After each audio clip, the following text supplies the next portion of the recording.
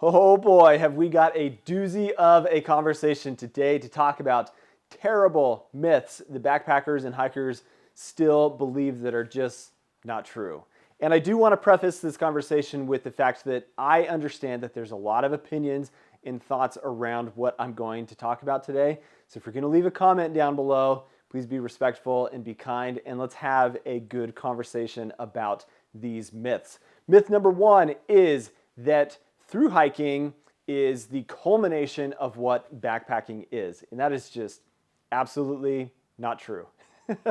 I think through hiking is fantastic. It is a different style of enjoying yourself out in the backcountry and getting out into the backcountry to have the experience that you want to have. And oftentimes that is going to be hiking some kind of really long distance trail like the PCT, the CDT, the Appalachian Trail, maybe the Vermont Long Trail, something that is months of time spent out on the trail. And that is so vastly different than the experience that you have on a weekend trip where maybe you're just going with your buddies to go spend some time fishing at a lake that's several miles into a high alpine area. And that's really the point that I'm trying to make is backpacking is whatever you want it to be. You've got everything on your back, you go out, you hike, you set up your camp, and you spend the night out there. That's backpacking, regardless of how many miles you do, how far you travel, and what the area is.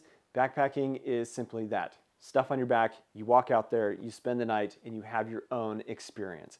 Myth number two is that hiking and backpacking alone is dangerous. False. This is absolutely not true.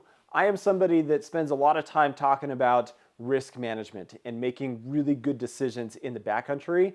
And whether you are hiking alone or hiking with a group, decisions still have to be made when you are out there that prevent risk and allow for you to make smart decisions so that accidents and things and crazy things that would get you into trouble don't take place. There are some important things to remember though when you are hiking alone that you don't get when you are out with a group. And you may not have that support structure that you get when you're with a group in that decision-making process. Or if something does happen to you, you've got somebody there with you to help you and help manage that situation.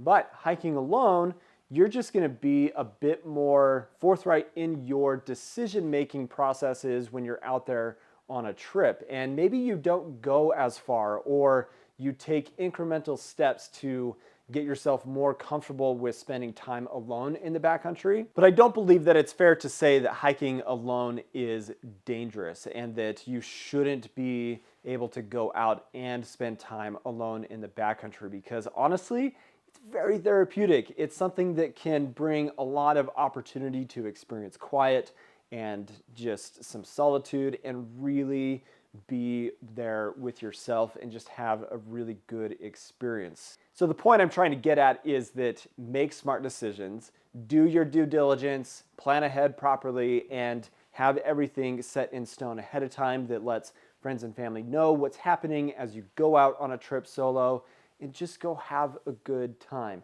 It's not any more dangerous if you are doing those things ahead of time that allow for a successful trip to take place. Oh boy, myth number three is a big one, and that is that ultralight is the best and only way to go when it comes to backpacking. Now, I am somebody that does enjoy saving as much weight as possible in my backpacking, but I like to have certain things with me that allow for a specific experience when I'm out there on my backpacking trips. Maybe that's carrying a chair, maybe that's carrying a little table or a lantern or some kind of item that is a luxury item that allows me to enjoy myself that much more out in the backcountry. Now, I won't disregard the fact that carrying less weight on your back does equal being more comfortable, less strain on your body and everything, but I don't believe that you're doing it wrong if you are not ultra light. So if you are somebody that is kind of in that mindset of like, well, I see everybody else on YouTube talking about being ultralight and they have 1 pound tents and all these things that are just so minimal, super small backpacks and such, and I have to do that to be able to go have a good time in the backcountry. Don't fall into that trap.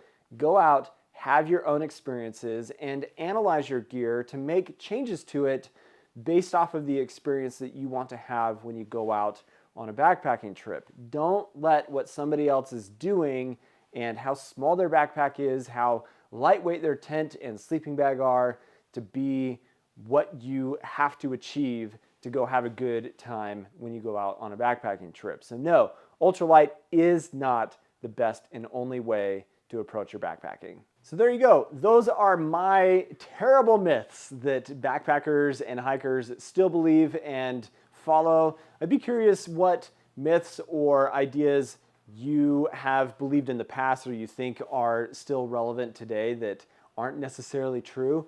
Let's have a conversation down in the comments about it, but appreciate you guys watching today. If you're not subscribed to the channel, please do subscribe. Hope you have an awesome day. Catch you in the next one. See you later.